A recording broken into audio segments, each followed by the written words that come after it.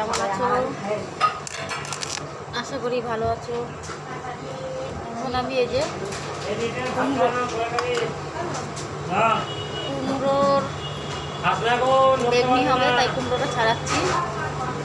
আর বেগনির জন্য কুমড়ো ছাড়িয়ে কেটে দিতে হবে। সব কাটা হয়ে গেছে, মাল আরও কাটবে, এখনও বাকি আছে। আলু চিপ কাটতে হবে। বেগনিটা কেটে দিয়েছিলাম এক দিয়ে, দেখে আসলাম বেগনিটা শেষের দিকেই, তাহলে এইটা আবার কাটতে বসলাম।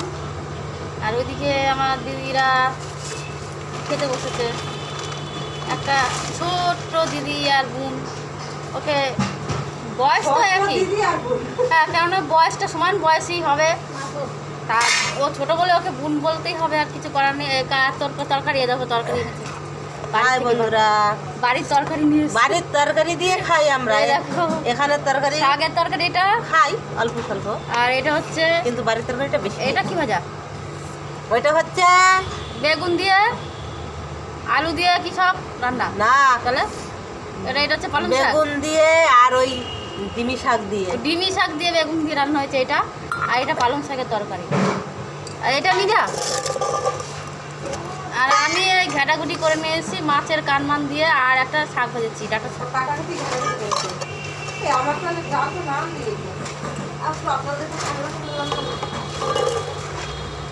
তা না না কি হয়েছে, গরম ইয়েটা ওটার পর রেখেছিলাম, তাই ওইটা ইয়ে হয়ে গেছে। ওইটা যে নতুন একটা সিল মারা থাকে না, ইয়ে কিনলে, কোটো কিনলে, কোটো যে সিলটা নতুন ইয়ে গরম ইয়েটা রেখেছে, ওর ভাতের ইয়েটা আর উঠে গেছে, তাই ওইটা ওরকম লাগছে দেখতে। টিফিন কারি যেটা তরকারি এনেছি ওইটা।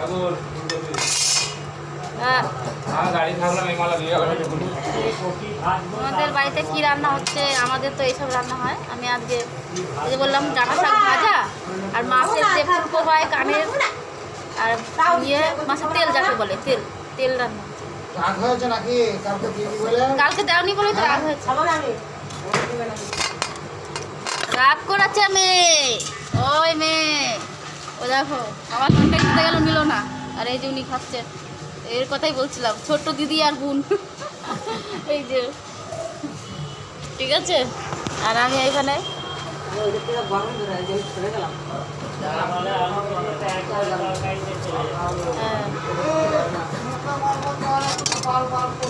এই দেখো এরকম করে পাতলা পাতলা করে কাটতে হবে, তাহলে বেগনিটা ভালো হবে। অনেক কিছু কাটার হয় এখানে, কি দেখাবো, দেখাতেই তো টাইম পাই না বন্ধুরা। তার মধ্যে আবার শরীরটাও জানো, আর বেশি দিন তোমাদের সাথে থাকতে পারবো কিনা জানি না, শরীরটা প্রচুর অসুস্থ। আমাকে একটু মনে রেখো, ভুলে যেও না আমাদের, ঠিক আছে? রাখবে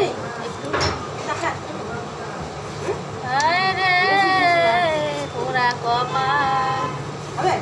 হ্যাঁ, এ ও খায় না, ওকে দিবি তো, ও কি করে ফেলে দেবে লাস্টে। কালকেও দেখছি ওই কাণ্ড করছে।